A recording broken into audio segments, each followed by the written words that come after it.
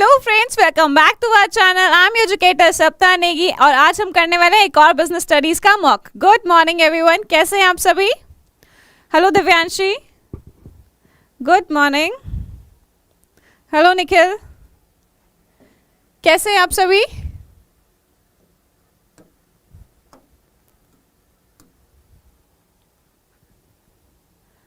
Good morning guys.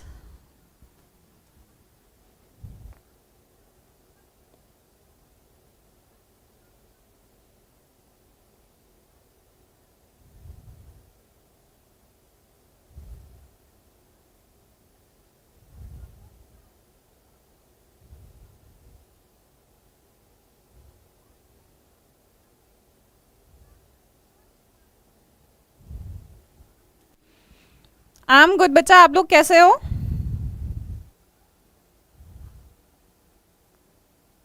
अच्छा, मुझे Thums up करके बताओ, ऑडियो वीडियो क्लियर है आप लोगों को?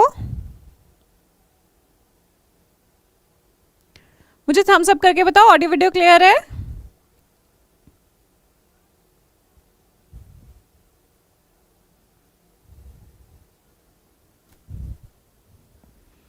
Good morning Harsh, good morning Mohit, clear है? Okay okay okay okay. Hello Harsh, hello Ishita, okay. Good morning Sujal, okay okay okay. Good morning Nikita, okay clear है ना? चलो क्लास को स्टार्ट करते हैं।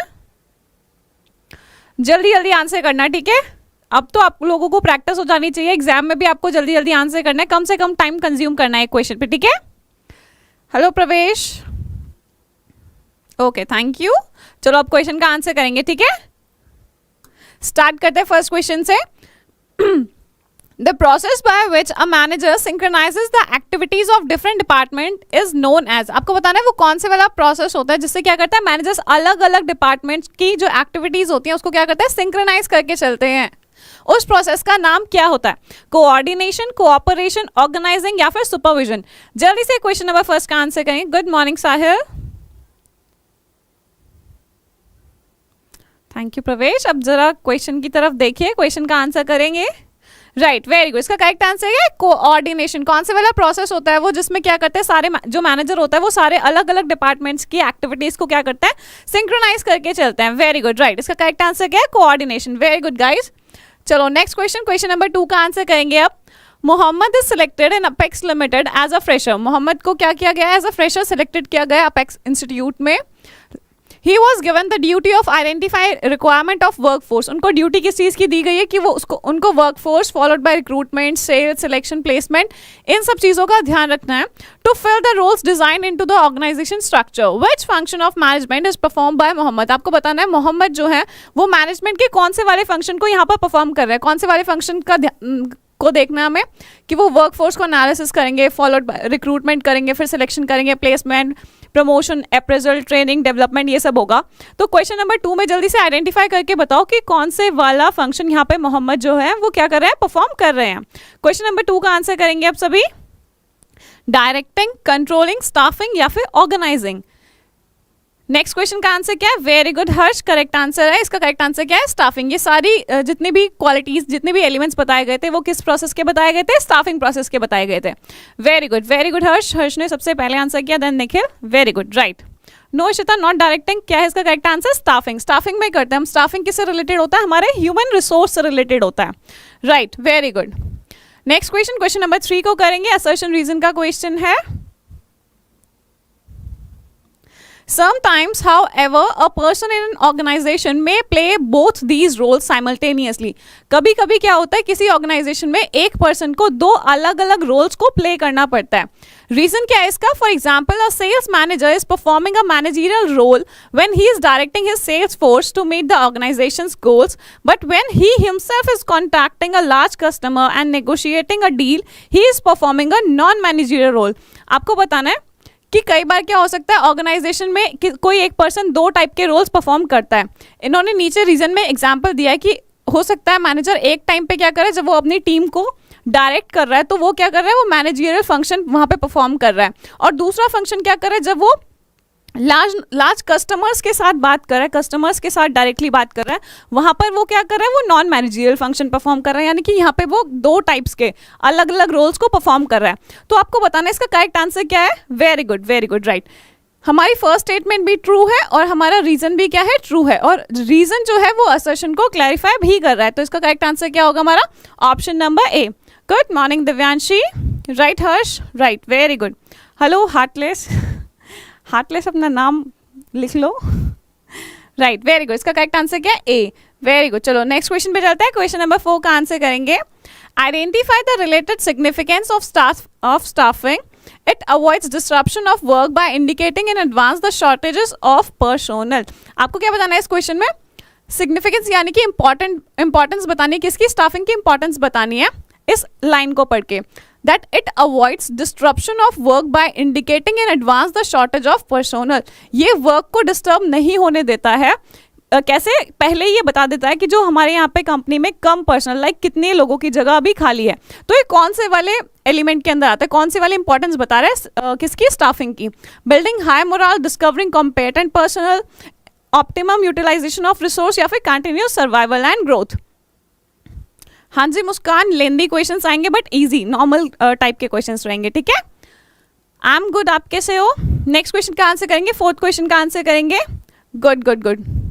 क्या है इसका correct answer, discovering competent personnel. No, इसका करेक्ट आंसर क्या होगा, optimum utilisation of resource. Optimum utilisation of resource कैसे होगा इसका answer, optimum utilisation of resource, because it helps to ensure optimum utilization of human resource by avoiding overmapping. क्योंकि जब हम resource का प्रॉपर यूज करते हैं तो उसमें क्या करते हैं, हम सबसे पहले तो ये देखते हैं कि हम ओवरमैप ना करें, लाइक एक ही काम को दो अलग अलग पर्सन ना कर रहे हो। और क्या देखते हैं, इट प्रिवेंट्स अंडर यूटिलाइजेशन। और दूसरी चीज हम ये देखते हैं कि ऐसा भी ना हो कि हमारे पास ज्यादा लोग हैं और हम उनका यूज ही नहीं कर पा रहे हैं। At the same time, it avoids disruption of work by indicating in advance the shortage of personnel. और यही क्या करता है, ये भी बताता है कि हमारा काम क्या हो, डिस्टर्ब ना हो, उससे पहले ही वो क्या बता देता है कि हमारे यहाँ इतने लोगों की क्या है, कमी है। तो इसका करेक्ट आंसर क्या होगा, ऑप्शन नंबर सी। राइट। हाँ जी, टाइम कंज्यूमिंग है, इसलिए आपको क्या करना है, अपने एग्जाम में सबसे ज़्यादा ये देखना है कि आप एक क्वेश्चन के ऊपर बहुत ज़्यादा टाइम ना वेस्ट करो। Okay, hello Abhijeet, right. चलो नेक्स्ट क्वेश्चन नंबर 5 का आंसर करेंगे अब। Aastha works under his departmental manager. Aastha क्या करती है, अपने डिपार्टमेंटल मैनेजर के अंडर काम करती है। Her manager orders her to keep machines in good working condition. उसके मैनेजर ने उनको क्या ऑर्डर दिया है कि उनको अपनी जो मशीन्स हैं उनको अच्छी कंडीशन में रखना है, ठीक है। So that there should be a flow of production, ताकि क्या हो, एक अच्छा फ्लो ऑफ प्रोडक्शन बना रहे। दिस टास्क कम अंडर, आपको बताना है ये वाला जो टास्क है किस चीज़ का, मशीन्स को गुड वर्किंग कंडीशन में रखने का, ये कौन से वाले के अंडर आता है, repair boss, speed boss, inspector, या फिर गैंग बॉस, किसके अंदर आता है ये। क्वेश्चन नंबर 5 का आंसर करेंगे। हार्ड आएगा बच्चा, हार्ड नहीं आएगा, मॉडरेट लेवल का आएगा। ओके, क्या फायदा, पहचाना नहीं, मैंने कहा तो था अंतरा या फिर अंकित होएगा। Very good. क्या है इसका करेक्ट आंसर, हेलो इन पिक्चर्स। क्वेश्चन नंबर 5 का आंसर करेंगे। राइट, इसका करेक्ट आंसर क्या है, रिपेयर बॉस। रिपेयर बॉस क्या करता है, वो ये चीज़ों का ध्यान रखता है कि जो मशीन्स हैं, जो टूल्स हैं, वो क्या हो, प्रॉपर कंडीशंस में हो। Right, very good. Admit card बच्चा एंड तक, जुलाई एंड तक आ जाएगा आप लोगों का। चलो क्वेश्चन नंबर 6 का आंसर करेंगे अब। The ability of an organisation to achieve its goal depends upon the quality of its. आपको बताना है, ability of an organisation to achieve its goal depends upon the quality of its. किसी भी organisation की अगर कोई भी ऑर्गेनाइजेशन जो है उसकी एबिलिटी कि वो अपने गोल्स को कितना अचीव कर पा रही है, ये किस चीज़ के ऊपर डिपेंड करती है। कोई भी ऑर्गेनाइजेशन है अगर वो सक्सेस हो रही है तो मेनली वो किस चीज़ के ऊपर डिपेंड करती है, कौन सी वाली क्वालिटी डिपेंड करती है, मैनेजर्स की, ह्यूमन रिसोर्स की, कैपिटल की, या फिर ऑल ऑफ द अबव। जल्दी से बताओ, व्हाट हैपेंड निकिता, जल्दी से बताओ इस क्वेश्चन का answer. Manager, human resource, capital, या फिर all of the above. Right, no, not all of the above. इसका करेक्ट आंसर क्या है, ह्यूमन रिसोर्स। कोई किसी भी ऑर्गेनाइजेशन का जो सक्सेस होता है, या फिर बोल सकते हैं जो अगर वो बहुत अच्छा काम कर रही है तो किसकी वजह से करती है, अपने यहाँ का ह्यूमन रिसोर्स की वजह से करती है। अगर उनके यहाँ जो ह्यूमन रिसोर्स है वो बहुत अच्छी है, तो क्या होगा, वो ऑर्गेनाइजेशन क्या करेगी, वो सक्सेस को अचीव करेगी। ऑल ऑफ द अबव बोल के कहीं भी मार्क मत करा करो कि D all of the above है तो डायरेक्ट मार्क कर देंगे, नहीं, ये नहीं करना एग्जाम में, ठीक है। इसका करेक्ट आंसर क्या होगा, human resource, not all of the above. Managers भी किसके अंदर आते हैं, हमारे ह्यूमन रिसोर्स के अंदर ही आते हैं, ओके। ह्यूमन रिसोर्स है इसका आंसर, ठीक है। मैम कैसे, अभी तो बताया, मैनेजर्स भी किसके अंदर आते हैं, हमारे ह्यूमन रिसोर्स के अंदर ही आते हैं। और कोई भी ऑर्गेनाइजेशन है अगर वो अच्छा काम कर रही है तो किसकी वजह से करेगी, अपने यहाँ के ह्यूमन रिसोर्स की वजह से अच्छा काम करेगी। कैपिटल आपके पास बहुत ज़्यादा हो बट अगर आपके पास ह्यूमन रिसोर्स अच्छा नहीं है तो आपकी ऑर्गेनाइजेशन अच्छा काम नहीं कर पाएगी, वो ग्रो नहीं करेगी, वो एक्सपैंड नहीं कर पाएगी, राइट। वेरी गुड, इसका करेक्ट आंसर क्या है, option number B. Question number 7 का आंसर करेंगे अब, असर्शन एंड रीजन है दोबारा से।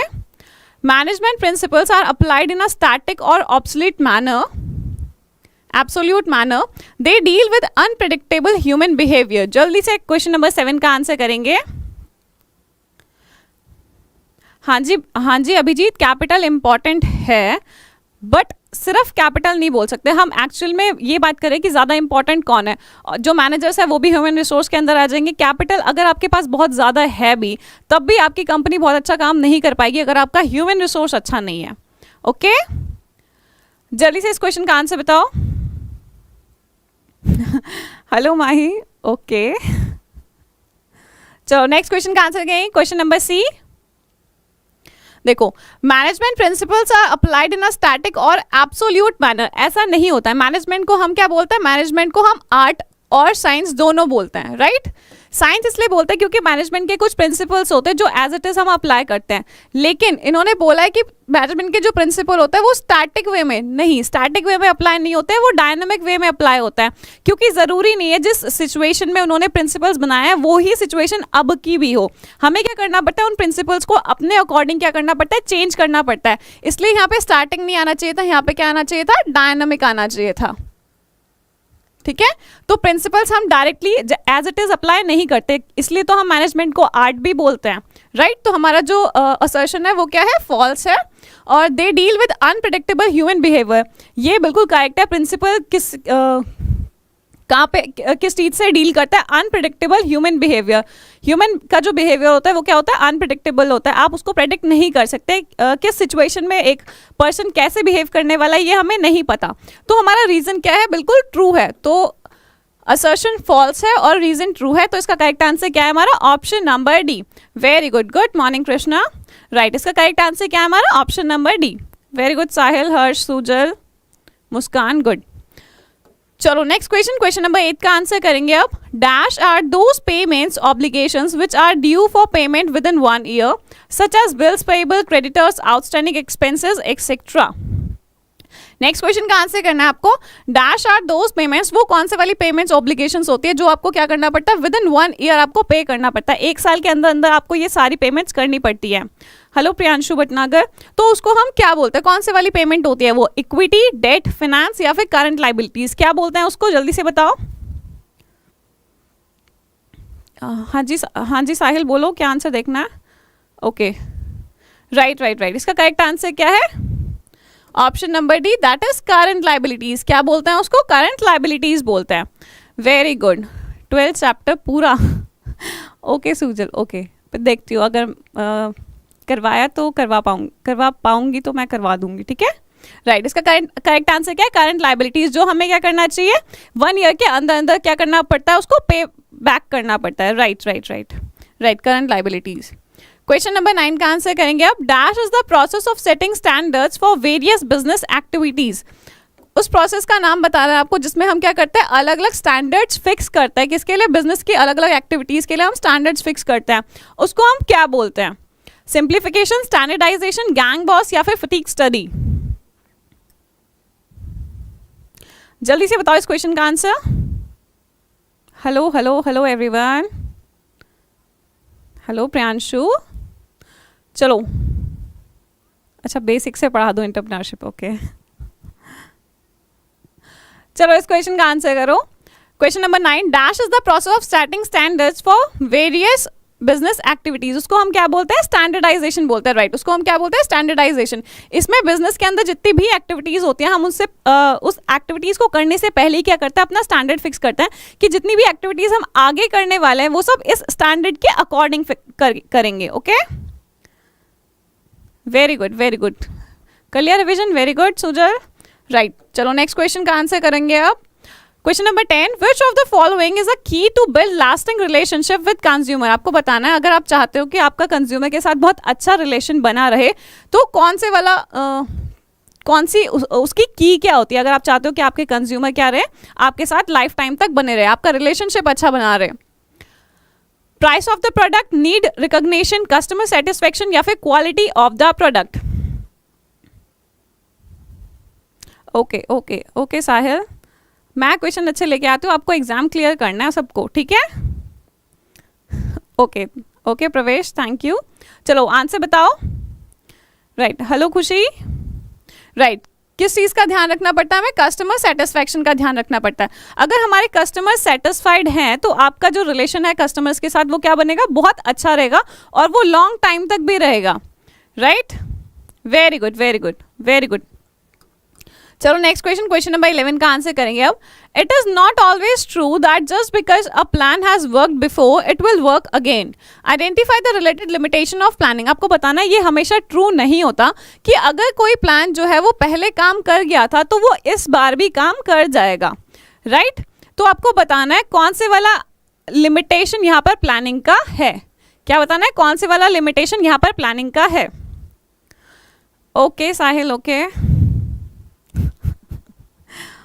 अच्छा, okay, very good Priyanshu, congratulations. चलो जल्दी से आंसर करेंगे इसका। वेरी गुड, इसका करेक्ट आंसर क्या है, option number D, that planning does not guarantee success. Planning क्या करता है, वो हमेशा सक्सेस की गारंटी नहीं देता है। ऐसा जरूरी नहीं है जो लास्ट टाइम आपका प्लान काम कर गया होगा वो इस साल भी काम करेगा, क्योंकि सिचुएशंस अलग होती है, एनवायरमेंट अलग होता है, एम्प्लॉयज अलग होते हैं, तो हर प्लान क्या होता है वो हर सिचुएशन में काम नहीं करता है। राइट, तो इसका करेक्ट आंसर क्या है हमारा, option number D. Very good guys, very good. Question number 12 का आंसर करेंगे। Harsh asked for a bottle of mineral water. ये आप लोगों के साथ भी हुआ होगा ये वाला केस। हर्ष ने क्या किया, उन्होंने एक बॉटल मांगी शॉपकीपर से। The maximum retail price printed on the bottle was 12। MRP जो बॉटल पे लिखा था वो कितना था, 12 रुपीज़ लिखा हुआ था। वेयर एज जो शॉपकीपर था उन्होंने कितने रुपीज़ चार्ज करे, 35 रुपीज़ चार्ज करे। In spite of many arguments, जो हर्ष थे वो उन्होंने आर्ग्यूमेंट भी किया शॉपकीपर के साथ, लेकिन वो 35 रुपीज़ से कम में उसको बॉटल देने को रेडी नहीं था। हर्ष वॉज इन नीड। अब हर्ष को क्या थी, उस बॉटल की नीड थी, तो उन्होंने क्या किया, उसको बाय कर लिया। तो as an aware consumer name the right which Harsh can exercise. तो आपको बताना है हर्ष यहाँ पे अपना कौन से वाले राइट का यूज कर सकता है। लाइफ टाइम पढ़ने के लिए ऐसे कोई कोर्स नहीं बनाया हमने। चलो बताओ इसका आंसर बताओ। वेरी गुड प्रियांशु, सर ने रिप्लाई किया, क्या रिप्लाई किया प्रियंका, जल्दी से बताओ बच्चा इस क्वेश्चन का answer. Right to safety, right to be heard, right to seek redressal या राइट टू कंज्यूमर एजुकेशन। यहाँ पे हर्ष जो है वो कौन से वाला राइट जो है वो यूज कर सकते हैं। व्हाट हैपेंड तानी, नो नॉट सी। बच्चा यहाँ पे क्या करेंगे, वो राइट टू बी हर्ड वाले जो राइट है उसको क्या कर सकते हैं, यूज कर सकते हैं कि कोई उनकी बात क्या कर सके, सुने। क्योंकि उन्होंने शॉपकीपर को बोला कि आप ये बॉटल जो है 35 में मत दो, मेरे को जो इस पे MRP रेट लिखा हुआ है उसी पर दो, बट उन्होंने उसको नहीं दिया, उन्होंने उसकी कोई बात नहीं सुनी। तो यहाँ पे वो कौन से वाला राइट अपना यूज करेंगे, right to be heard use करेंगे। राइट, क्या यूज करेंगे, right to be heard use करेंगे, ताकि उनकी बात को क्या किया जाए, सुना जाए। वेरी गुड बच्चा। राइट टू सीक रीएड्रेसल ना हम ज़्यादातर उस केस में करते हैं जहाँ पे हमें क्या होता है, कुछ हार्म हुआ होता है और फिर हमें क्या चाहिए होता है, उसका कॉम्पनसेशन चाहिए होता है। राइट, राइट टू सीक रीएड्रेसल में क्या होता है, अगर हमें कुछ हार्म हुआ होता है, किसी भी कोई भी प्रोडक्ट या सर्विस हमने यूज़ किया और उससे हमें कुछ हार्म हुआ होता है, तो उस केस में हम क्या करते हैं, राइट टू सीक रीएड्रेसल करते हैं कि हमें उस चीज़ का क्या मिलना चाहिए, कॉम्पनसेशन मिलना चाहिए। राइट, बच्चा सीन मैं बाद में नहीं करती हूँ, मुझे चैट्स बाद में दिखाई देती है। Okay okay Priyanshu. चलो नेक्स्ट क्वेश्चन का आंसर करेंगे, क्वेश्चन नंबर 13 का आंसर करेंगे। While formulating a plan the manager is required to make certain assumptions about the future.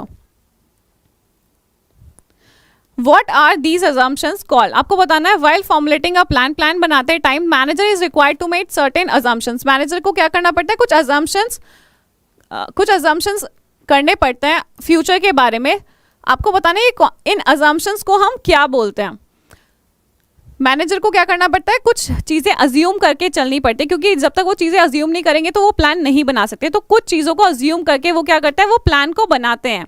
तो आपको बताना है उन अजम्पशंस को हम क्या बोलते हैं। क्वेश्चन नंबर 13 का आंसर करेंगे बजट, फोरकास्टिंग, प्लानिंग प्रेमाइसेस या फिर none of these. Question number 13 का आंसर करेंगे।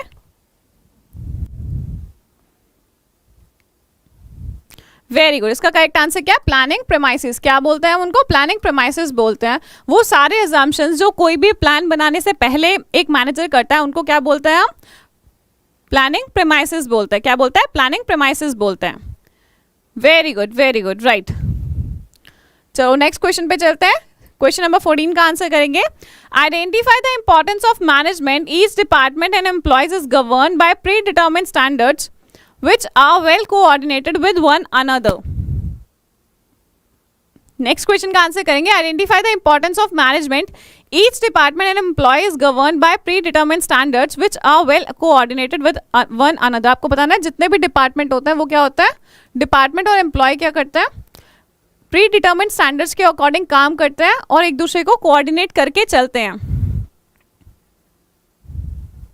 राइट MRP से ज़्यादा हमें नहीं करना चाहिए, बट उसको नीड थी तो क्या किया उसने, उसको परचेज कर लिया। राइट फोरकास्टिंग का मतलब होता है फ्यूचर के बारे में प्रेडिक्ट करना। क्या करना, फ्यूचर के बारे में प्रेडिक्ट करना। चलो इस क्वेश्चन का आंसर करेंगे रिपुल तनेजा। फोरकास्टिंग का मतलब होता है बच्चा फ्यूचर के बारे में प्रेडिक्ट करना। चलो इस क्वेश्चन का आंसर करेंगे। Very good. इसका करेक्ट आंसर क्या है, option number D, facilitating coordination and action. Very good right. Question number 15 का आंसर करेंगे अब। While taking a loan from AB bank, Jaiwal communication sign an agreement that they should not pay dividend to its shareholder more than 10% until the loan is repaid, or dividend shall not be declared if the liquidity ratio is found to be less than 1:1।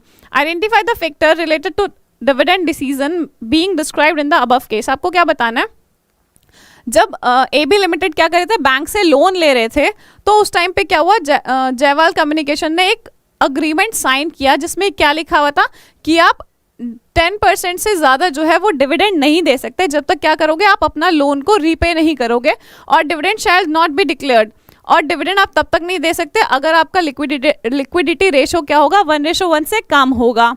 ठीक है, तो आपको बताना है यहाँ पे कौन से वाला फैक्टर डिविडेंड से रिलेटेड है, access to capital market, contractual constraints, preference of share holder या फिर लीगल कंस्ट्रेंट्स। जल्दी से इस क्वेश्चन का आंसर बताएंगे। चैट बहुत लेट में, हाँ बच्चा मुझे चैट थोड़ा सा लेट शो होता है। Very good. इसका करेक्ट आंसर क्या हो, कंट्रैक्चुअल कंस्ट्रेंट्स। कंट्रैक्चुअल कंस्ट्रेंट्स क्यों होगा, क्योंकि यहाँ पे उन्होंने क्या साइन किया, अग्रीमेंट साइन किया है, बैंक के थ्रू उन्होंने अग्रीमेंट साइन किया है, और बैंक ने उन्हें क्या बोला है, 10% से ज़्यादा वो नहीं दे सकते। पहली बात अपना डिविडेंड, जब तक वो क्या करते हैं, अपना पूरा लोन पे नहीं करते तब तक वो डिविडेंड 10% से ज़्यादा नहीं देंगे, और डिविडेंड भी वो तब देंगे जब उनका रेशो क्या होगा, लिक्विडिटी रेशो 1:1 से ज़्यादा होगा। Right, liquidity. अब कंट्रैक्चुअल कंस्ट्रेंट्स क्या होता है, कंट्रैक्चुअल कंस्ट्रेंट्स इन डिविडेंड डिसीजन, ये किसके अंदर होता है, ये डिविडेंड डिसीजन के अंदर ही आता है। Financial position of the firm, the liquidity elements, legal factors and their access and borrowing capacity in the financial market, उसको क्या बोलते हैं हम, कंट्रैक्चुअल कंस्ट्रेंट्स बोलते हैं। क्या बोलते हैं, कंट्रैक्चुअल कंस्ट्रेंट्स बोलते हैं। Right, very good right. चलो क्वेश्चन नंबर 16 का आंसर करेंगे अब। Manager must ensure that the cost of installing and operating a control system should not exceed the benefits derived from it, which limitation of controlling is stated in the given example। आपको क्या बताना है, manager must ensure, managers को क्या करना चाहिए, वो चीज़ ensure करके चलनी चाहिए कि cost of installing and operating a control system, कि जितना वो कंट्रोल सिस्टम के ऊपर पैसा लगा रहे हैं, कॉस्ट लगा रहे हैं, वो क्या होना चाहिए, वो उसके बेनिफिट से ज़्यादा नहीं होना चाहिए, यानी कि कॉस्ट हमारी बहुत ज़्यादा नहीं जानी चाहिए, उतना बेनिफिट भी अगर हमें उनसे नहीं मिल रहा है। तो ये कंट्रोलिंग की कौन से वाली क्या बता रहा है, लिमिटेशन को बता रहा है, ये आपको बताना है। ठीक है, जल्दी से बताओ ये कौन से वाली लिमिटेशन बता रहा है कंट्रोलिंग की। वेरी गुड हर्ष, वेरी गुड। इसका करेक्ट आंसर क्या है, कॉस्टली अफेयर। क्या बता रहा है ये कि जो कंट्रोलिंग होता है वो क्या होता है, बहुत कॉस्टली होता है। Right, very good Samriddhi, very good Harsh. Right right right. चलो नेक्स्ट क्वेश्चन, क्वेश्चन नंबर 17 का आंसर करेंगे अब। Fascino limited pays interest on borrowed funds despite making losses. The company has to repay borrowed funds after a fixed time and it carries a charge on the assets. What type of risk does Fesino Limited face? आपको क्या बताना है, Fascino limited क्या करता है, वो interest को पे करता है किस पे, बोरोड फंड्स। उन्होंने बाहर से बोरो किया हुआ है फंड्स, तो उसके ऊपर इंटरेस्ट तो पे करना पड़ेगा। जबकि वो क्या कर रही है, कंपनी लॉस में है, कंपनी को प्रॉफिट नहीं हो रहा है, उसके बाद भी उनको क्या करना पड़ेगा, वो इंटरेस्ट पे करना पड़ेगा, क्योंकि उन्होंने बोरोड फंड्स लिए हुए हैं, मतलब बोरो किया हुआ है फंड्स को। The company has to repay borrowed funds after a fix time, और उनको जो बोरोड फंड है वो भी एक फिक्स टाइम के बाद क्या करना है, पे बैक करना है। इंटरेस्ट तो पे करना ही है, वो जो प्रिंसिपल अमाउंट है वो भी पे करना है। तो आपको बताना है कौन से वाला रिस्क की बात यहाँ पर हो रही है। वेरी गुड, कौन से रिस्क की बात हो रही है यहाँ पे, फाइनेंशियल रिस्क की बात हो रही है। किसकी बात हो रही है, फाइनेंशियल रिस्क की बात हो रही है। Very good. कल भी हमने डिस्कस किया था ना, फाइनेंशियल रिस्क ज्यादा किस में होता है, डेट के अंदर होता है। चलो नेक्स्ट क्वेश्चन का आंसर करेंगे, question number 18। Which one of the following is not a traditional technique of managerial control. आपको बताना है इनमें से कौन से वाली ट्रेडिशनल टेक्निक नहीं है, किस चीज की, मैनेजरियल कंट्रोल की ट्रेडिशनल टेक्निक नहीं है। Personal observation, statistical reports, budgetary control, या फिर none of the above. Question number 18 का आंसर करेंगे। Which of the following is not a traditional technique of managerial control? Personal observation, statistical report, budgetary control, या फिर none of the above. Question number 18 का answer करेंगे सब।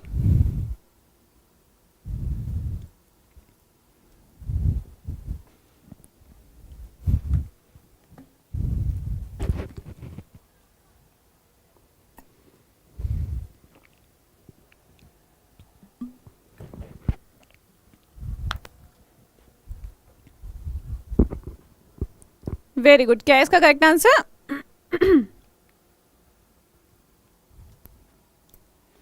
Right right right. Correct answer क्या है, none of the above. इनमें से कौन से वाला क्या है, ट्रेडिशनल टेक्निक नहीं है।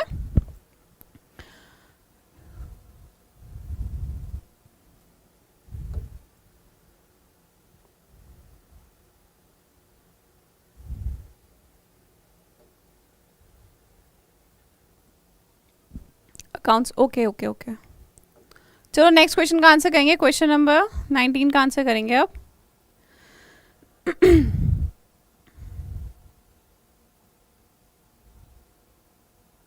क्वेश्चन नंबर 19 का आंसर करेंगे, ठीक है। हाँ जी मैम ने पी लिया पानी। Mission coach limited is a large and creditworthy company manufacturing coaches for Indian railway.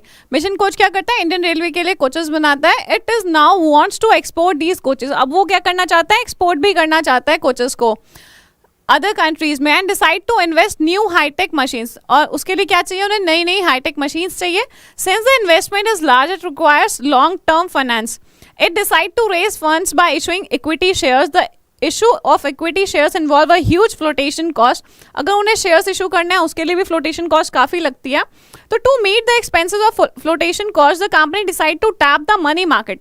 तो अब उन्होंने सोचा फ्लोटेशन कॉस्ट को कवर करने के लिए वो क्या करेंगे, मनी मार्केट से पैसा उठाएंगे। तो आपको बताना है मनी मार्केट से वो पैसा कौन से वाली चीज़ को यूज़ करके, कौन से वाले मनी इंस्ट्रूमेंट को यूज़ करके क्या कर सकते हैं, पैसा मार्केट से उठा सकते हैं। Call money, commercial paper, treasury bills, या फिर कमर्शियल बिल, किसका यूज़ कर सकते हैं। ओके ओके ओके, ठीक है, कंट्रोल टेक्निक्स, ठीक है, ओके सुजल, राइट। किसका यूज़ कर सकते हैं, वो कमर्शियल पेपर का यूज़ कर सकते हैं अगर उनको क्या करना है, फ्लोटेशन कॉस्ट को कवर करना है। किसको कवर करना है, फ्लोटेशन कॉस्ट को कवर करना है, राइट। फ्लोटेशन कॉस्ट को कवर करने के लिए वो क्या कर सकते हैं, कमर्शियल पेपर का यूज कर सकते हैं। Very good very good, okay okay okay. चलो क्वेश्चन नंबर 28 का आंसर करेंगे अब। Prakar purchase an ISI mark electric iron from the seller Bharat electricals. Prakar ने क्या किया, ISI मार्क वाली इलेक्ट्रिकल आयरन को लिया भारत इलेक्ट्रिकल्स से। While using he found that it was not working properly. अब वो जो आयरन थी वो काम नहीं कर रही थी अच्छे से। ही अप्रोच द सेलर, वो क्या गया, सेलर के पास गया और उसने उस सेलर को जिससे उसने परचेज किया था उसको कंप्लेन किया। सेलर ने उसको सेटिस्फाई किया कि मैं क्या करूंगा, मैं मैन्युफैक्चरर को बोल के इसको रिप्लेस करवाऊंगा। The manufacturer refuse to replace, but manufacturer ने क्या कहा, उसको रिफ्यूज कर दिया भारत इलेक्ट्रिकल्स को कि मैं आपको जो हमारी आयरन है वो रिप्लेस करके नहीं दूंगा। तो अब भारत इलेक्ट्रिकल ने डिसाइड किया कि वो क्या करेंगे, वो कंज्यूमर कोर्ट में जाके क्या करेंगे, उसकी शिकायत करेंगे, उसकी कंप्लेन करेंगे। तो आपको बताना है can Bharat electricals do this, क्या भारत इलेक्ट्रिकल्स ये काम कर सकता है, क्या वो कंप्लेन फाइल कर सकते हैं?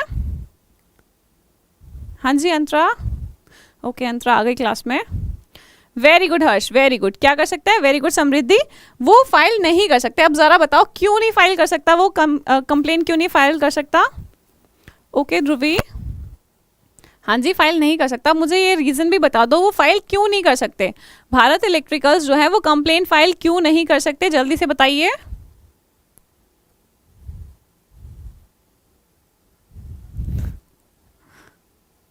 बताना, भारत इलेक्ट्रिकल्स जो है वो कंज्यूमर कोर्ट में फाइल क्यों नहीं कर सकते कंप्लेन?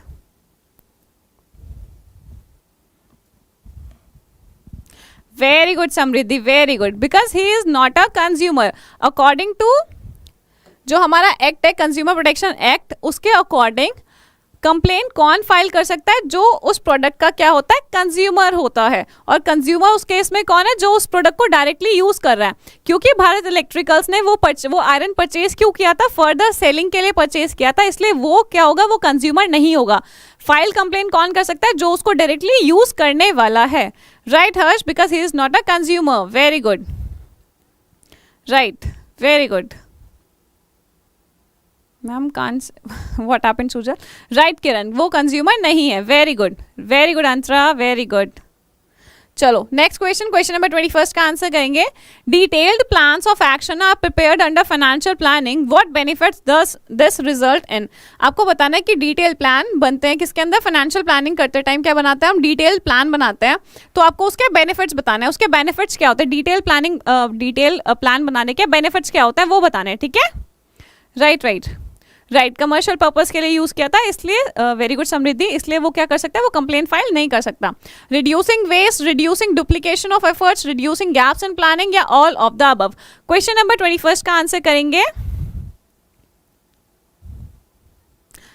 प्रवेश, क्लास बिजनेस की क्लास चल रही है, बिजनेस के क्वेश्चन का आंसर करना है, और क्वेश्चन यहाँ पे मैं पूछूंगी। वेरी गुड, इसका करेक्ट आंसर क्या है, ऑल ऑफ द अबव। क्या इसका correct answer, all of the above. हम फाइनेंशियल प्लान को डिटेल में क्यों बनाते हैं, ताकि क्या हो, हमारे जो रिसोर्सेज है वो वेस्ट ना जाए। देन डुप्लीकेशन, किसी भी काम का क्या हो, डुप्लीकेशन ना हो, एक काम को दो बारी ना किया जाए, और प्लानिंग में जो गैप्स हैं वो कम से कम हो। तो इन सारी चीज़ों के लिए हम क्या करते हैं, डिटेल्ड प्लान बनाते हैं। क्या बनाते हैं, डिटेल्ड प्लान बनाते हैं, राइट। तो इसका करेक्ट आंसर क्या होगा हमारा, all of the above. Very good guys, good. चलो नेक्स्ट क्वेश्चन, क्वेश्चन नंबर 22 का आंसर करेंगे। Rahul Jha is the human resource manager in a reputed company. He conducts workforce analysis and workload analysis in the company. Identify the step in the process of staffing.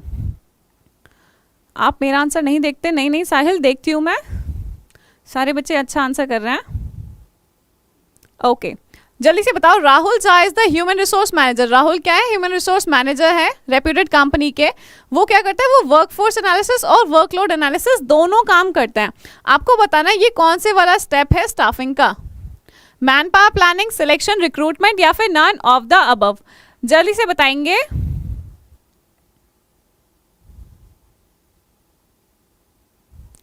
Very good, क्या इसका correct answer, man power planning. वो कौन से वाला काम कर रहे हैं स्टाफिंग के अंदर, मैन पावर प्लानिंग का कर रहे हैं। Very good, right. ओके अंतरा। अब वर्कलोड और वर्कफोर्स एनालिसिस में क्या डिफरेंस होता है, आई होप आप लोगों को ये दिख रहा है। राइट। देखो वर्कलोड एनालिसिस के अंदर क्या आता है, workload analysis requires to find out number and type of employees required to perform various job design in the organisational structure.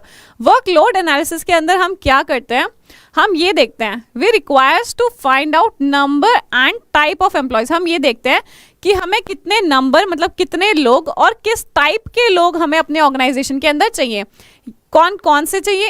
एक तो नंबर्स काउंटिंग चाहिए कि कितने नंबर्स में चाहिए, कितनी क्वांटिटी चाहिए, दूसरा किस टाइप के चाहिए, हमें कौन से काम के लिए चाहिए, वो किसके अंदर देखते हैं, वर्कलोड एनालिसिस के अंदर देखते हैं। देन बात करते हैं वर्कफोर्स एनालिसिस की। वर्कफोर्स एनालिसिस के अंदर हम क्या देखते हैं, हम एग्जिस्टिंग वर्कफोर्स को एनालाइज करते हैं, जो हमारी कंपनी में ऑलरेडी है उसको क्या करते हैं, एनालाइज करते हैं, और how many of them are overburden और अंडरबर्डन, और ये देखते हैं कि उनमें से कितने लोगों के पास जो है काम बहुत ज़्यादा है और कितने लोगों के पास क्या है, काम बहुत ज़्यादा कम है। तो वर्कलोड एनालिसिस और वर्कफोर्स एनालिसिस का डिफरेंस आई होप आप लोगों को क्लियर हो गया है, राइट। आई होप आप लोगों को पता चल गया, इसका स्क्रीनशॉट ले लो। वर्कलोड एनालिसिस क्या होता है, जिसमें हम ये देखते हैं कि हमें कितने नंबर्स के और किस टाइप के एम्प्लॉयज़ की नीड है, और वर्कफोर्स में जो एग्जिस्टिंग वर्कफोर्स है हम उसको एनालाइज करते हैं और ये देखते हैं कि कितना के पास काम ज़्यादा है, कितना ओवरबर्डन्ड है और कितने अंडरबर्डन्ड है, राइट।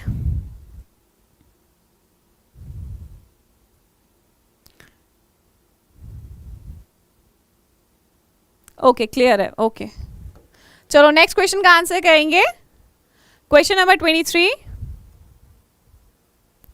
आप लोगों को इमेज दिख रही है ना,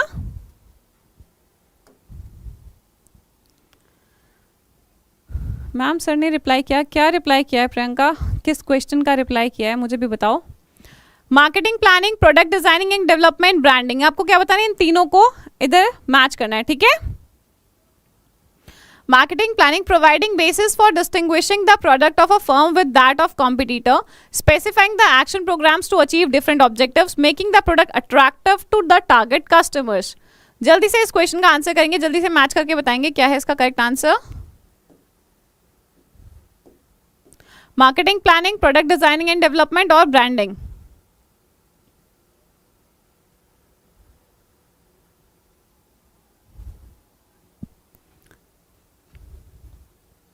ब्रांडिंग क्या करता है, providing basis for distinguishing the product of firm that of competitor. Marketing planning क्या होता है, specifying the action programme to achieve different objectives, और प्रोडक्ट डिजाइनिंग किस लिए करता है, making the product attractive.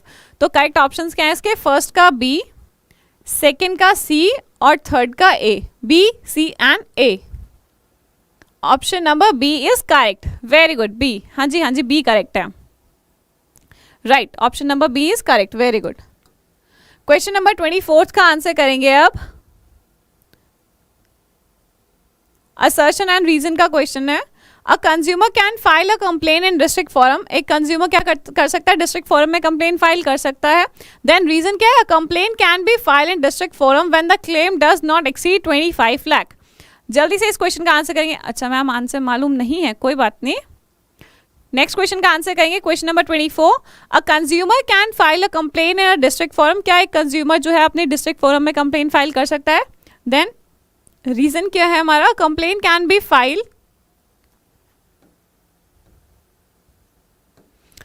In district forum when the claim does not exceeds ₹25 lakh. जल्दी से इस क्वेश्चन का आंसर बताएंगे।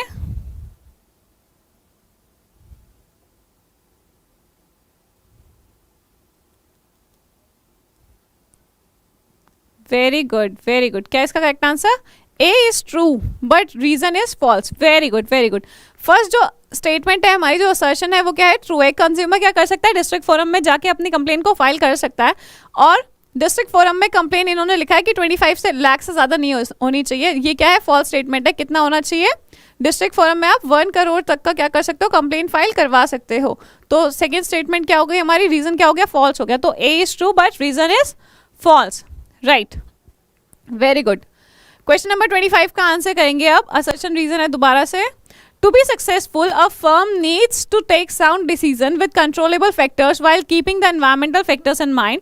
रीजन क्या है हमारा, to develop marketing tools, marketing managers use the above mention controllable factors and the set of marketing tools that a firm uses to pursue its marketing objectives in the target market is described as marketing mix. Question number 25 का answer करेंगे. अच्छा मैं गलत हूं तो आप बताओ पृथ्वी, correct answer क्या है? दिख नहीं रहा है. समृद्धि बचा, वो 1986 वाला एक्ट है. अभी आपको 2019 के अकॉर्डिंग पढ़ना है, ठीक है? 2019 के अकॉर्डिंग पढ़ना है. वेरी गुड अंतरा, अभी दिख रहा है? मुझे बताओ अभी दिख रहा है आप लोगों को? ठीक है. समृद्धि आपको क्या करना है? 2019 वाला एक्ट पढ़ना है, 1986 वाला मत पढ़ना, 2019 वाला एक्ट पढ़ना, ठीक है? क्वेश्चन नंबर 25 का आंसर करेंगे. To be successful, a firm needs to take sound decision with controllable factors while keeping the environment factors in mind. ये क्या है? ट्रू स्टेटमेंट है. किसी भी फर्म को क्या करना चाहिए? डिसीजन लेने से पहले कंट्रोलेबल फैक्टर्स जो उसके हाथ में है कंट्रोल कर सकता है, और एनवायरमेंटल फैक्टर्स जिनको वो कंट्रोल नहीं कर सकता, दोनों को साथ लेकर चलना है. तो develop marketing tools, marketing managers uses the above mentioned control factors. Marketing tools, marketing managers जो क्या करता है वो इन सारे फैक्टर्स का यूज करते हैं. And the set of marketing tools that a firm uses to pursue its marketing objectives in the target market is described as marketing mix. उसको क्या बोलता है? मार्केटिंग मिक्स बोलता है. तो हमारा रीजन भी क्या है? ट्रू है. बट क्या हमारा रीजन असर्शन को क्लैरिफाई कर रहा है? नहीं कर रहा है. तो इसका करेक्ट आंसर क्या होगा? हमारा option number B. Right, very good. Question number 26 का आंसर करेंगे अब हम. Policy formulation is the function of. आपको बताना है पॉलिसी फॉर्मुलेशन, पॉलिसीज बनाना किसका काम होता है? क्या बताना है आपको? पॉलिसीज बनाना किसका काम होता है? Top level, middle level, lower level, या फिर none of the above? Okay Priyanka, okay okay. Next question का आंसर करेंगे. इसको भी जूम करना है, ये तो जूम है. अच्छा, इको में 90, इंग्लिश में 85, हिंदी में 84, अकाउंट्स में 80. ओके, नहीं स्कोर अच्छा है. जल्दी से बताओ इस क्वेश्चन का आंसर. Very good. किसका काम होता है ये? टॉप लेवल मैनेजर्स का काम होता है. किसका काम होता है? टॉप लेवल मैनेजर्स का काम होता है. Very good. क्वेश्चन नंबर 27 का आंसर करेंगे. Effectiveness is concerned with the dash results. Effectiveness जो है वो कौन से वाले रिजल्ट्स के साथ कंसर्न करती है? एंड रिजल्ट, आउटपुट, मैक्सिमम, या फिर minimum? Effectiveness is concerned with dash results. Question number 27 का आंसर करेंगे अब सभी. ओ, समृद्धि के 100 है. वेरी गुड, काफी अच्छा स्कोर है. क्वेश्चन नंबर 27 का आंसर करेंगे. 27 लिखना, उसके बाद आंसर करना. मुझे नहीं पता चलता आप कौन से क्वेश्चन का आंसर कर रहे हो. 27 लिखना और फिर आंसर करना, ठीक है? Effectiveness is concern with the dash result. 27 का आंसर करेंगे. Effectiveness is concern with the dash result. Good. And result, effectiveness किसके साथ कंसर्न करती है? एंड रिजल्ट्स के साथ कंसर्न करती है कि काम क्या होना चाहिए? खत्म होना चाहिए. Right. No, not for maximum किसके साथ करती है? एंड रिजल्ट के साथ कंसर्न करती है. गुड. क्वेश्चन नंबर 28 का आंसर करेंगे अब. The dash employs the identification of best suitable method to do a specific task. आपको बताना है क्या चीज एम्प्लाई करती है? Identification of best suitable method to do a special task. अगर हमें क्या करना है? स्पेशल टास्क करना है तो बेस्ट सूटेबल मेथड का यूज करना है, वो बताना है आपको. हेलो लकी, आप लेट हो क्लास में. जल्दी से बताओ इस क्वेश्चन का answer. The dash employs the identification of best suitable method to do a special task. Very good. उसको हम क्या बोलते हैं? मेथड स्टडी बोलते हैं. क्या बोलते हैं? एक परफेक्ट मेथड का यूज करना. हमें क्या करना है? किसी भी काम को करने के लिए एक परफेक्ट मेथड होता है, उसको यूज करना. उसको क्या बोलते हैं? मेथड स्टडी बोलता है. Right right right, very good. उसको क्या बोलता है? मेथड स्टडी बोलता है. नेक्स्ट क्वेश्चन का आंसर करेंगे. Question number 29. Shweta is the CEO of make money limited. Shweta क्या है? सीईओ है मेक मनी लिमिटेड की. She suggested that since the economy is buoyant the company should invest in dash market to take advantage of the economy. आपको क्या बताना है यहाँ पे? उन्होंने बोला है कि इकोनॉमी क्या है? बॉयंट है, यानी कि काफ़ी ट्रेड जो है वो काफ़ी अच्छा हो रहा है, तो कंपनी को क्या करना चाहिए? इन्वेस्ट कर देना चाहिए. तो आपको बताना है कंपनी कौन से वाले मार्केट में इन्वेस्ट करे ताकि उसको क्या मिले? इकोनॉमी, मार्केट जो इकोनॉमी है उसका एडवांटेज उठा सके. राइट राइट राइट, अभी जो 12th का रिजल्ट आया बहुत अच्छी बात है, जिनका अच्छा आया जिनका बेकार आया वो भी कोई बात नहीं, क्योंकि अब मेन काम क्या है, आपको CUET के लिए प्रिपेयर करना, आपको CUET क्रैक करना आपका मेन काम है, राइट। चलो इस क्वेश्चन का आंसर बताओ।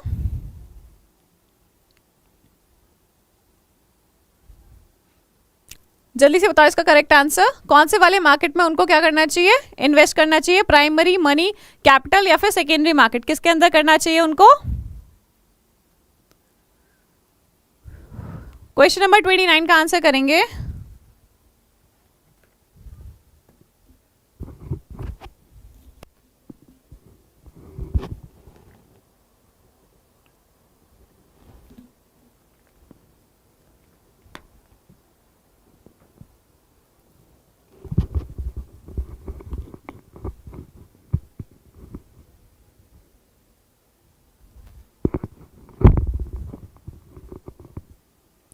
वेरी गुड, कौन से मार्केट के अंदर करना चाहिए, secondary, right right right, very good.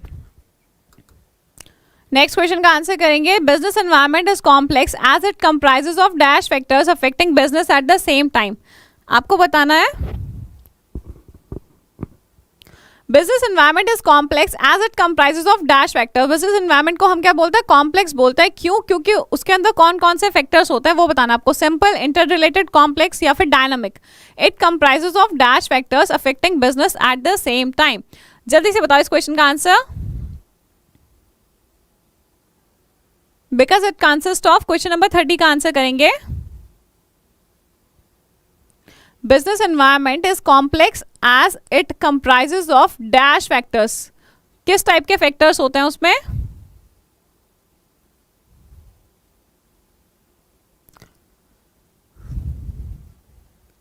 Simple, inter related, complex या फिर डायनामिक। इकोनॉमिक्स की बच्चा जल्दी स्टार्ट होगी।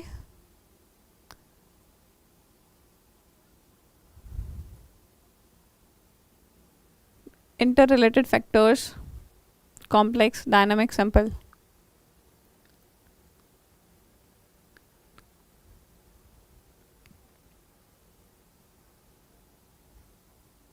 इसका करेक्ट आंसर क्या है, बी, इंटर रिलेटेड फैक्टर्स। बच्चा डायनामिक तो एनवायरनमेंट होता है। डायनामिक क्या होता है, एनवायरनमेंट होता है। उसके अंदर फैक्टर्स कौन से होता है, इंटर रिलेटेड फैक्टर्स होता है। क्या होता है, इंटर रिलेटेड फैक्टर्स होता है। Okay, I got 80%, not satisfied, कोई बात नहीं, CUET क्रैक करना, ठीक है। CUET क्रैक करना अगर सेटिस्फाइड नहीं हो, राइट। इसका करेक्ट आंसर क्या है, इंटर रिलेटेड फैक्टर्स होता है बिजनेस एनवायरनमेंट के अंदर,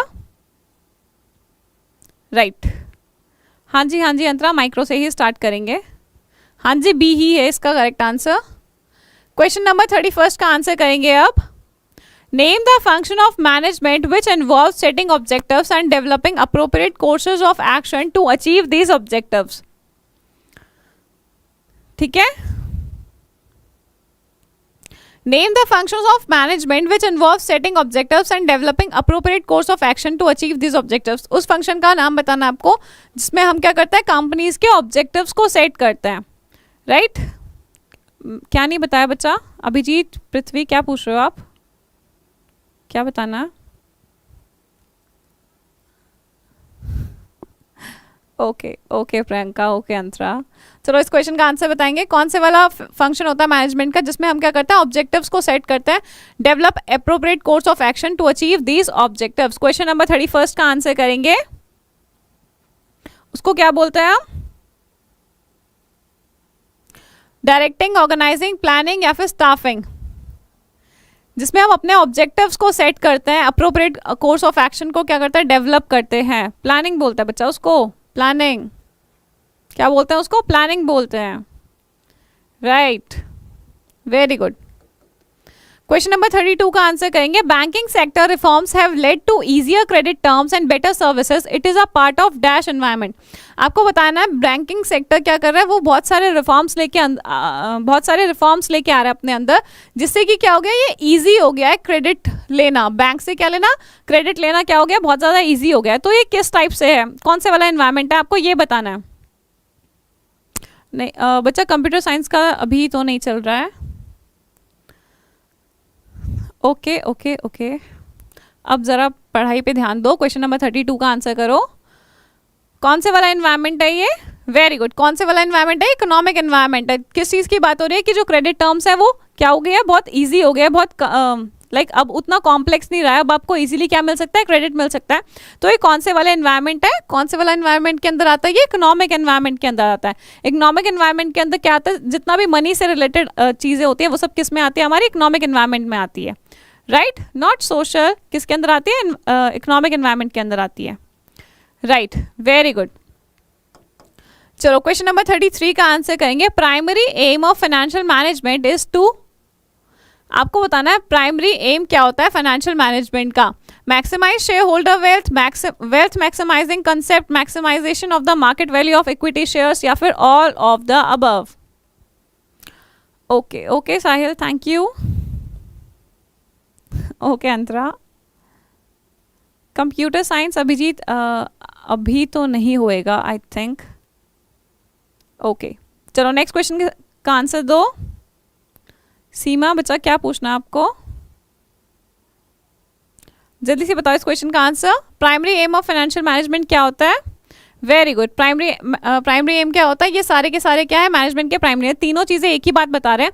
शेयर होल्डर की वेल्थ को मैक्सिमाइज करना, यानी कि जो उनके पास शेयर्स है उनकी वैल्यू को बढ़ाना। वेल्थ मैक्सिमाइजिंग, सेम चीज आ रही है। Then maximizing market value of equity shares, ये भी, मतलब तीनों चीजें एक ही बात बोल रही है कि हमें अल्टीमेटली करना क्या है? जो वेल्थ है, जो शेयर होल्डर्स के पास शेयर्स है उनकी वैल्यू को बढ़ाना है, राइट। चलो नेक्स्ट क्वेश्चन, क्वेश्चन नंबर 34 का आंसर करेंगे। In which organisation structure do we find group norms?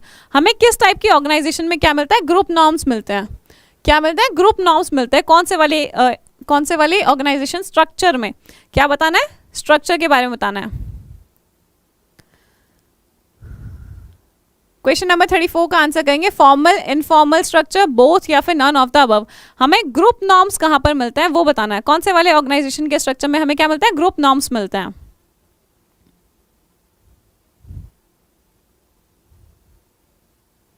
जल्दी से बताओ इस क्वेश्चन का आंसर। Very good Abhijit. कौन से वाला है? इनफॉर्मल ऑर्गेनाइजेशन में मिलता है हमें ग्रुप नॉर्म्स। कहां पर मिलता है? इनफॉर्मल में मिलता है। फॉर्मल में ग्रुप नॉर्म्स नहीं होते। किस में मिलता है? इनफॉर्मल में मिलता है। ग्रुप नॉर्म्स क्या होता है? Group norms are the expectation and behaviour associated with a social group.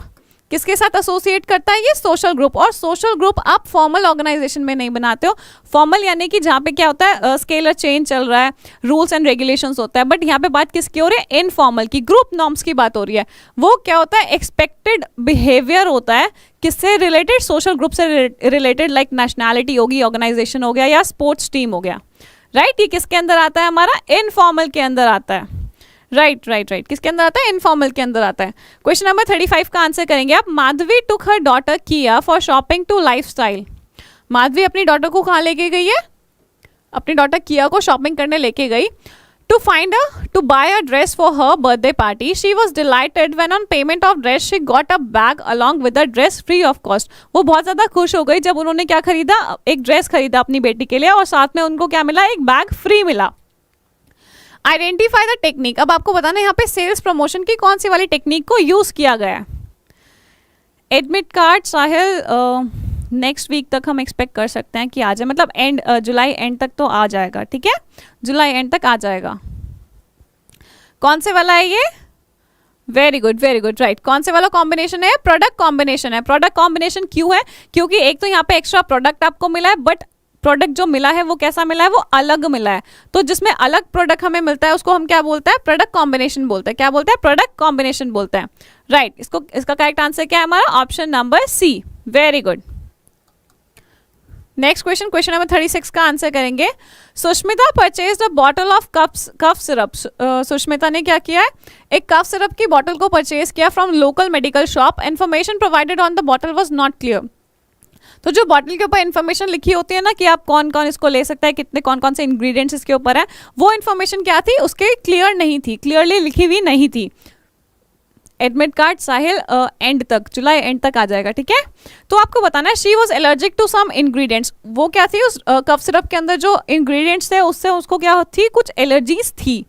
And felt sick on consuming it. और जब उसने उसको कंज्यूम किया तो वो क्या हो गई? सिक हो गई, बीमार हो गई। अब आपको बताना है कि कौन से वाला जो इम्पोर्टेंट एस्पेक्ट है उसको क्या किया गया, निग्लेक्ट किया गया है इस वाले केस में। लेबलिंग, पैकेजिंग, ब्रांडिंग या फिर नन ऑफ दीज। जल्दी से बताओ इसका करेक्ट आंसर क्या है।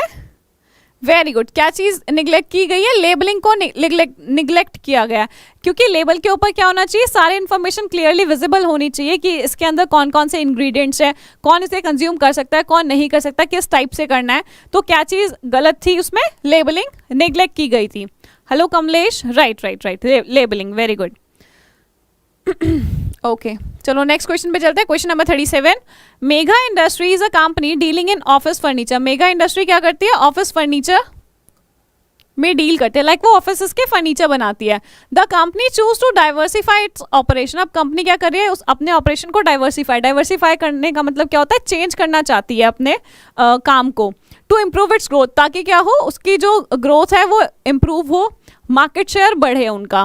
As the project was important, many alternative were generated for the purpose and were thoroughly discussed among the members of the organization. After evaluating the various alternatives, Sameer, the managing director of the company, decided that they should add home interiors and furnishing as a new line of business activities. And में उन्होंने क्या decide किया कि हम home interior और furnishing को क्या करेंगे, as a new business activity, new line को स्टार्ट करेंगे। तो क्वेश्चन हमारे पास क्या है, identify the function of management discussed in the above case. कौन से वाला फंक्शन यहाँ पे मैनेजमेंट का डिस्कस किया गया है, जल्दी से बताओ इस क्वेश्चन का आंसर। Very good. क्या इसका करेक्ट आंसर, प्लानिंग। यहाँ पे क्या किया गया, प्लानिंग किया गया। उन्होंने क्या किया, पूरा का पूरा प्लान किया कि हमें किस टाइप से क्या करना है, अपने जो प्रोडक्ट है, प्रोडक्ट लाइन को डाइवर्सिफाई कैसे करना है, कौन कौन से ऑल्टरनेटिव्स हैं हमारे पास, फिर उन्होंने क्या किया, उसको चूज किया। तो क्या कर रहे थे, वो सब प्लानिंग कर रहे थे, राइट। नेक्स्ट क्वेश्चन का आंसर करेंगे, question number 38, mega industry is a company dealing in office furniture. Mega industry क्या करती है, ऑफिस फर्नीचर में डील करती है। तो आपको बताना, the company choose to diversify its operation. अच्छा ये तो सेम है, पैराग्राफ सेम है, हम क्वेश्चन पे चलते हैं। Dash give shapes to the organisation structure. आपको बताना है कौन से वाली क्या करती है, ऑर्गेनाइजेशन स्ट्रक्चर को शेप देती है। क्या चीज देती है, ऑर्गेनाइजेशन स्ट्रक्चर को क्या प्रोवाइड करवाता है, शेप प्रोवाइड करवाता है। Extent of delegation, span of management, number of employees या फिर प्लानिंग। जल्दी से इस क्वेश्चन का आंसर करेंगे।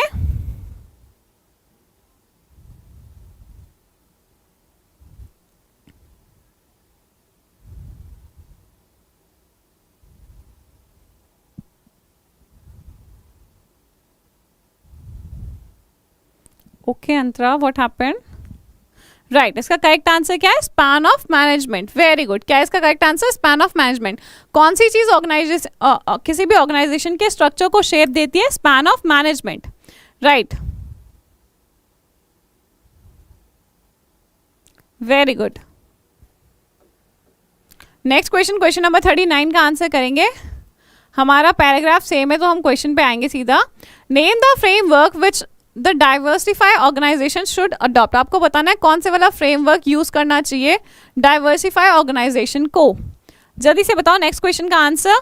फंक्शनल, डिविजनल, बोथ या फिर नन ऑफ द अबव। कौन से वाला यूज करना चाहिए, ऑप्शंस देखो। Which name the framework which is diversify organisation should adopt. Functional, divisional, both या फिर नन ऑफ द अबव। जल्दी से बताओ इस क्वेश्चन का आंसर। कौन सा यूज करना चाहिए, नो हर्ष, नॉट बोथ। कौन सा यूज करना चाहिए, उन्हें डिविजनल स्ट्रक्चर यूज करना चाहिए। क्यों, क्योंकि वो क्या कर रहे हैं, प्रोडक्ट्स, नया प्रोडक्ट लाइन लेके आ रहे हैं। तो कौन से वाला यूज करेंगे, वो डिविजनल स्ट्रक्चर यूज करेंगे। अगर फंक्शंस बढ़ते तो हम क्या करते हैं, फंक्शनल वाला लेके आते हैं। बट यहाँ पे क्या हो रहा है, उनके प्रोडक्ट्स डाइवर्सिफाई कर रहे हैं वो। तो क्या आएगा इसका करेक्ट आंसर, डिविजनल स्ट्रक्चर आएगा, right. Very good. Question number 48 का आंसर करेंगे आप। Dash is a central point in the marketing philosophy. आपको बताना है, हाँ जी साहिल बोलो, क्या देखना है बच्चा, कौन सा आंसर देखना है। Dash is the central point in the marketing philosophy. आपको बताना है इनमें से कौन से वाला क्या है, सेंट्रल पॉइंट है मार्केटिंग फिलॉसफी के अंदर। साहिल कौन सा आंसर देखना है बच्चा, किस आंसर की बात कर रहे हो आप। Customer satisfaction, customer welfare, quality of the product या फिर quantity of the product. Dash is the central point in the marketing philosophy. Marketing philosophy के अंदर कौन से वाला क्या होता है? सेंट्रल पॉइंट होता है। Customer satisfaction, customer welfare, quality of the product या फिर quantity of the product. Very good. क्या देखते हैं हम? कस्टमर सेटिस्फेक्शन को देखते हैं। किसको देखते हैं हम? कस्टमर सेटिस्फेक्शन को देखते हैं। Right, very good. Next question, question number 41 का आंसर करेंगे। Status come under the following type of barrier. आपको बताना है स्टेटस जो है वो कौन से वाले बैरियर के अंदर आता है। Status come under following type of barrier, कौन से वाले बैरियर के अंदर आता है? ठीक है, जल्दी से बताओ। सिमेंटिक, ऑर्गेनाइजेशनल, साइकोलॉजिकल या फिर इमोशनल, कौन से वाले बैरियर के अंदर आता है? Status come under which barrier? Semantic, organisational, psychological या फिर इमोशनल? स्टेटस बताना है। स्टेटस सिमेंटिक के अंदर आता है। सिमेंटिक के अंदर हमारा लैंग्वेजेस आती हैं। स्टेटस के अंदर तो लैंग्वेजेस आती हैं। सॉरी, सिमेंटिक के अंदर लैंग्वेजेस आती हैं। स्टेटस के अंदर क्या आता है? साइकोलॉजिकल बैरियर आता है, हमारा खुद का साइकोलॉजिकल बैरियर आता है स्टेटस के अंदर। Right, very good, very good. Question number 42 का आंसर करेंगे। Budgets are the financial plan which are prepared for tenure of. आपको बताना है जो बजट्स होता है फाइनेंशियल प्लान वो कितने साल के लिए बनाया जाता है? 1 ईयर, 2 ईयर, 5 ईयर या फिर 10 ईयर? अच्छा, कम्युनिकेशन बैरियर नहीं पड़ा, ठीक है, कम्युनिकेशन बैरियर मैं करा दूंगी। एंड में ना देखो बच्चों, एंड में लाइव चैट नहीं, जो कमेंट्स होती है ना उसमें लिख के जाना आपको कौन सा वाला टॉपिक, पर्टिकुलर टॉपिक तो मैं आपको पढ़ा सकती हूँ। ठीक है, टॉपिक बता देना। कितने क्वेश्चंस है? आई थिंक 48 अराउंड क्वेश्चंस हैं। लाइव चैट में नहीं, जो कमेंट्स होती है ना उसके वहाँ पे लिख के जाया करो कि आपको कौन से वाला टॉपिक स्पेशली पढ़ना है। ठीक है, हाँ जी प्रियंका, मैं देख रही हूँ क्या मैसेज है बच्चा। करेक्ट आंसर क्या है? कितने टाइम पीरियड के लिए बनाते हैं हम बजट्स? 1 ईयर के लिए बनाते हैं। कितने के लिए बनाते हैं? 1 ईयर के लिए बनाते हैं। Very good. क्वेश्चन नंबर 43 का आंसर करेंगे। विच of the following statement is incorrect. आपको क्या बताना है? इनमें से कौन सी वाली स्टेटमेंट क्या है? गलत है। इनकरेक्ट स्टेटमेंट कौन सी है? Financial planning is the process of estimating the fund requirements of a business and specifying the source of funds. The objective of financial planning is to ensure that enough funds are available at right time. Financial planning is a substitute of financial management या फिर all of the above. हाँ जी, समृद्धि entrepreneurship भी start करेंगे। आप जब class लेना बंद कर दोगे तो आप मेरे को भूल जाओगे। नहीं अंतरा, मैं नहीं भूलूंगी।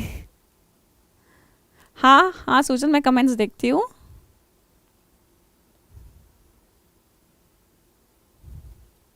जल्दी से बताओ।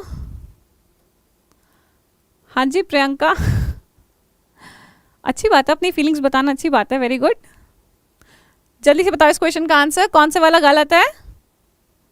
मैम आज मेरा नाम नहीं ले रही बच्चा, मैं नाम किसी का नहीं ले रही सायमा। हाँ जी सुजल, देखती हूँ मैं कमेंट्स। करेक्ट, इसका करेक्ट आंसर क्या है? Option number C. क्या है इसका correct answer? Option number C. Very good. Financial planning substitute नहीं है फाइनेंशियल मैनेजमेंट का। फाइनेंशियल प्लानिंग अलग है, फाइनेंशियल मैनेजमेंट अलग है। राइट, वेरी गुड, वो उसका सब्स्टिट्यूट नहीं है। क्वेश्चन नंबर 44 का आंसर करेंगे अब। डैश मीन्स अ नीड और desire that causes a person to act और वर्क। आपको बताना है means a need to or desire that causes a person to act और वर्क। वो कौन सी नीड या फिर डिजायर होता है जिससे क्या होता है, एक इंसान जो होता है वो काम करना शुरू कर देता है। ठीक है,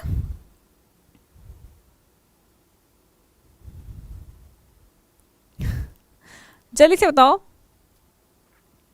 हाँ सुजल, मैंने आपका कमेंट पढ़ा है। जल्दी से बताओ क्वेश्चन नंबर 44 का answer. Dash means a need और desire that causes a person to act और वर्क। मोटिव, मोटिवेटर, इशूअर और कंट्रोलर। जल्दी से इस क्वेश्चन का आंसर करेंगे। Very good. क्या होता है वो? मोटिव होता है। मोटिव क्या करता है? किसी भी इंसान से काम करवा सकता है। उसका नीड हो सकता है या फिर उसका डिजायर हो सकता है, जिससे क्या कर सकता है वो जो ह्यूमन बीइंग है वो काम करना शुरू कर देता है। वेरी गुड, मोटिव होता है।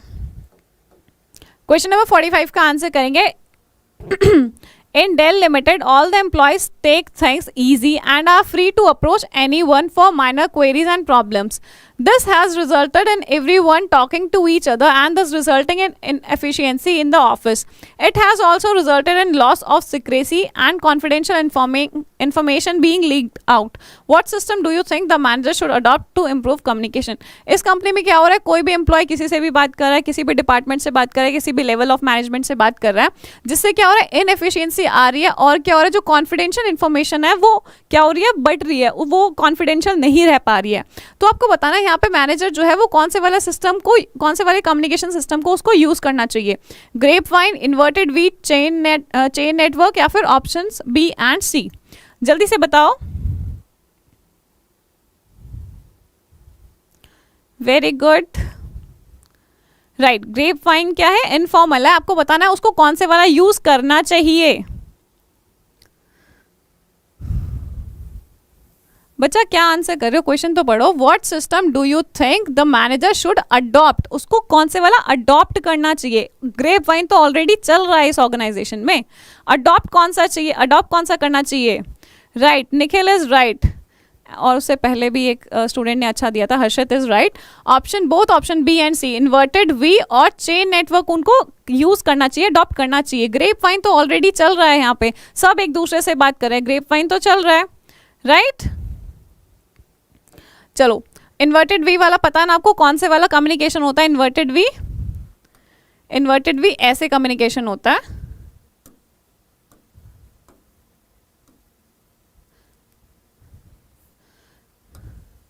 जिसमें हम किससे बात कर सकते हैं, जो हमारे सबऑर्डिनेट्स हैं वो अपने सीनियर से बात कर सकते हैं और उसके सीनियर से भी क्या कर सकते हैं, बात कर सकते हैं डायरेक्टली. एक तो वो अपने सीनियर से बात कर सकते हैं और फिर उसके सीनियर से भी क्या कर सकते हैं, बात कर सकते हैं. उसको क्या बोलते हैं, हम इन्वर्टेड वी बोलते हैं. राइट,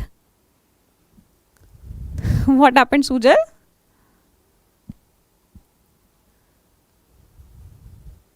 चलो नेक्स्ट क्वेश्चन का आंसर करेंगे. Question number 46.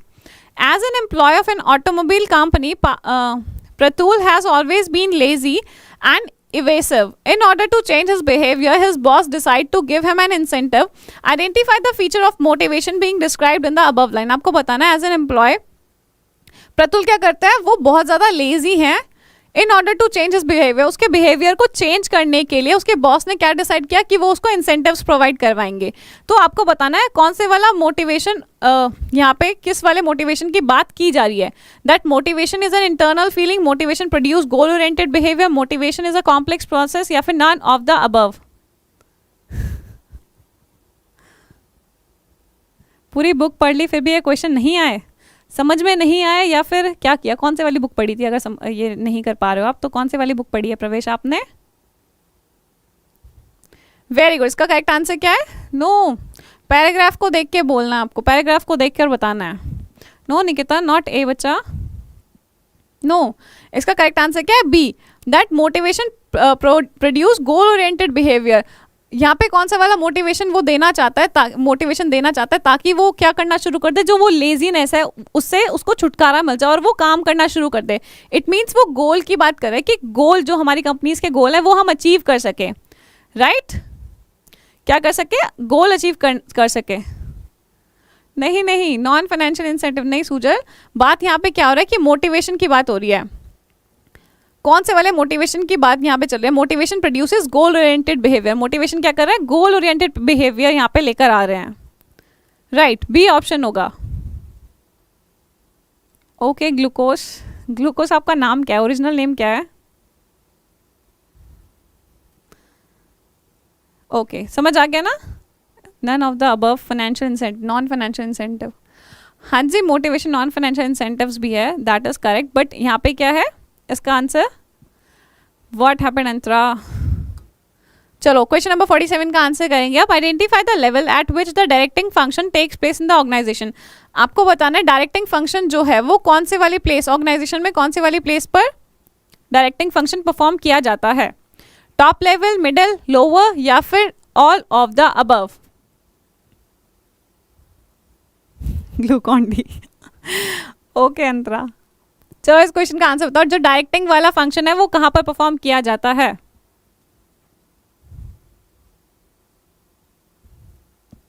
साइमा बच्चा, मुझे बहुत बहुत सारे अलग अलग बच्चे बोल रहे हैं मैम एंटरप्रेन्योरशिप भी करवाओ, बच्चे बोल रहे हैं फिर मैम इकोनॉमिक्स भी, अकाउंट्स भी.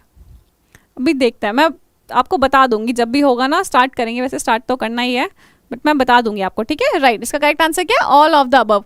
टॉप लेवल, मिडिल लेवल और लोअर लेवल, तीनों लेवल में हम क्या करते हैं, डायरेक्टिंग को देख सकते हैं। डायरेक्टिंग का जो फंक्शन है वो तीनों लेवल में, राइट समृद्धि वेरी गुड। क्या होता है, ये ऑल परवेसिव होता है, हर लेवल ऑफ मैनेजमेंट में क्या होता है, डायरेक्टिंग का फंक्शन परफॉर्म किया जाता है। Very good.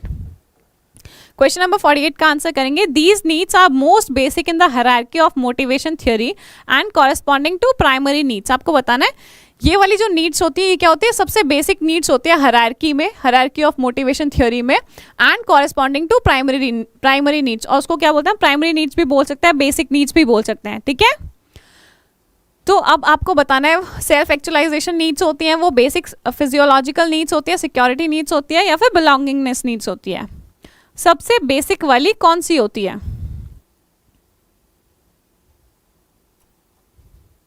जल्दी से बताओ इस क्वेश्चन का आंसर। Very good. क्या इसका correct answer? Option number B, that is basic physiological needs. सबसे बेसिक नीड्स जो होती हैं वो कौन सी होती है? फिजियोलॉजिकल नीड्स होती है।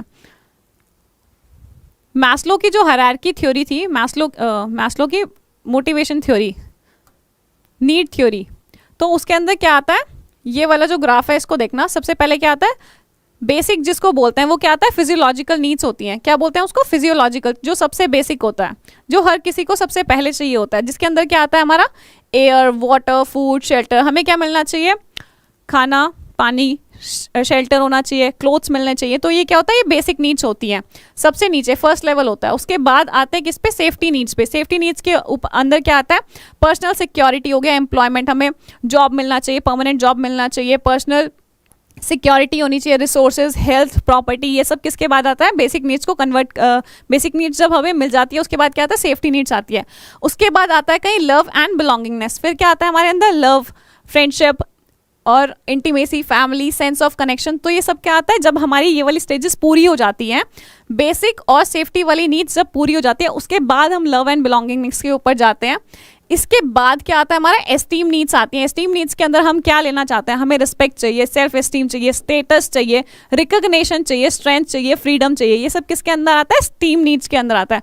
और फाइनली सबसे ऊपर वाला, सबसे टॉप लेवल क्या आता है? सेल्फ एक्चुअलाइजेशन वाला लेवल आता है। सेल्फ एक्चुअलाइजेशन के अंदर क्या आता है? Desire to become the most that one can be. जो एक इंसान बन सकता है अपनी लाइफ में वो बन जाए, वो किसके अंदर आता है? हमारा सेल्फ एक्चुअलाइजेशन के अंदर आता है, राइट। मुझे ये बता दो कि आपको ये वाला जो है ये समझ में आ गया, हायरार्की जो है ये समझ में आ गई है। बेसिक क्या होता है? सबसे पहले क्या आता है हमारा? Physiological needs, then comes safety needs, उसके बाद लव एंड बिलोंगिंगनेस, उसके बाद एस्टीम और सेल्फ एक्चुअलाइजेशन नीड्स जो होती है वो सबसे बाद में आती है, राइट। राइट राइट राइट हर्ष। रोटी, कपड़ा और मकान किस में आते हैं? बेसिक नीड्स में आता है, फिजियोलॉजिकल नीड्स में आते हैं। Very good.